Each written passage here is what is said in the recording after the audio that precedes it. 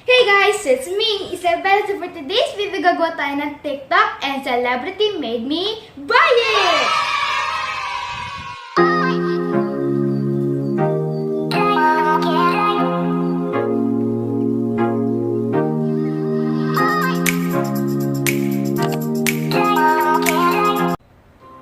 Thank you guys na dahil 6,000 subscribers na tayo! And ito ang unbox ko is nakita ko sa TikTok and si celebrity and yung celebrity is si Vice Ganda and ito yung Bananagrams. Yan. Tawag sa kanya Bananagrams. Yan. Banana. And kaya siya tawag na Bananagrams kasi yung lalagyan niya mukhang banana and color, kapara siya ng color ng banana. Tapos ito naman, nakita ko lang to sa TikTok. Ang tag sa kanya, Pop It. Tapos Fidget toy. Ayan. And para din siyang bubble wrap na walang katapusan. Pwede mo siyang pindutin ng pindutin. Tapos satisfying siya. And kung ayaw nyo ng ganitong color or shape, meron pang ibang shape or colors. Tapos kung addict kayo sa Among Us, pwede nyo bilhin yung Among Us na shape na ganito. So, i-open na muna natin itong Bananagrams. So, nakalagay siya sa, hindi ko lang tawag dito, ziplock bag. Yun. Yan. Yan ang itsura niya. And mukha siyang banana. Tapos meron pa siyang dito, yung pag sa banana, parang hawakan, gano'n. Tapos yan. So, open na natin. So, ang laman niya is instructions. Yan. Oh, ibang lahi. Tapos, yung 144 na tiles. And nasa din siya, ziplock bag. Para siyang Scrabble. Like, yan. So, yan yung mga letters niya. And yung paano siya laruin is 1 to 4 players.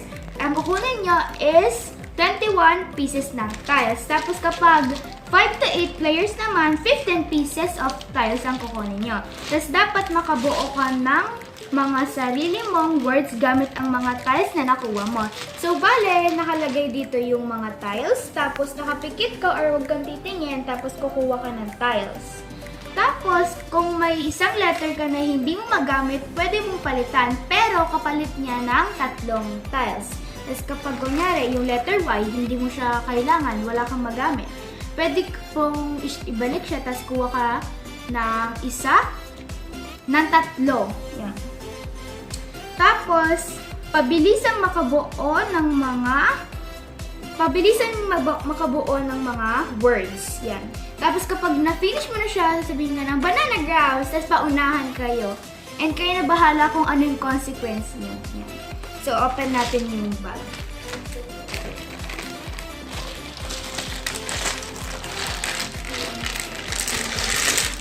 Yan, ganyan siya kadami. So guys, nilagay ko na siya sa yellow pouch. And mag-itatry natin and kukuha ko ng 15 tiles. So, I'm not gonna look.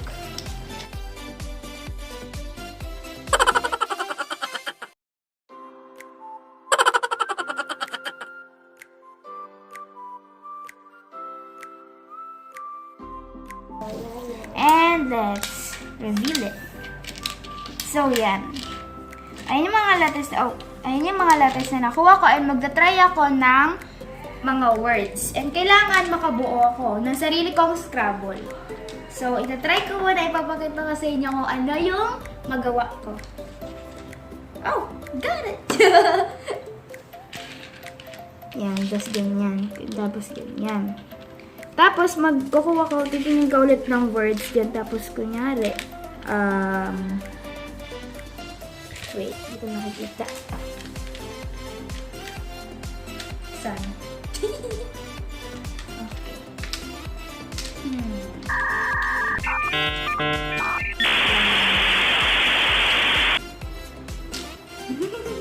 Dapat pabilisan to.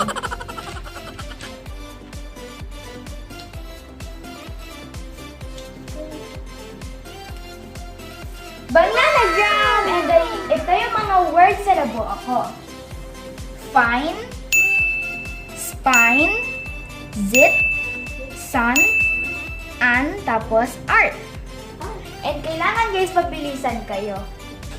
So mag-proceed na tayo dun sa nakita ko sa TikTok.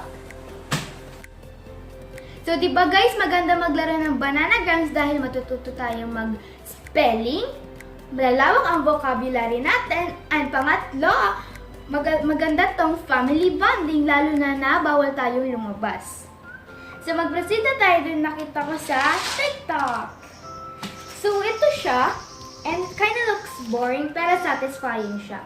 So i-open na natin.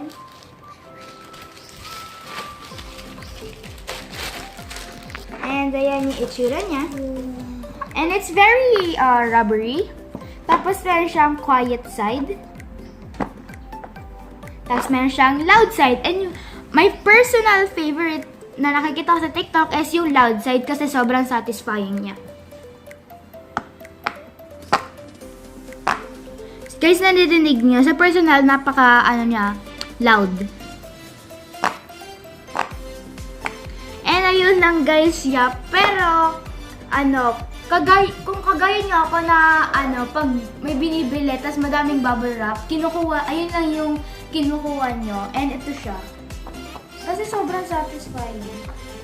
Tas kung mahilig kayo sa satisfying thing, maganda to.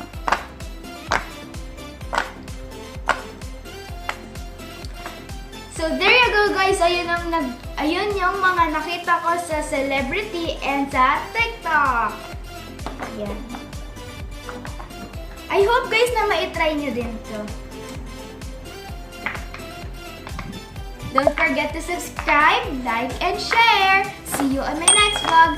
Bye-bye!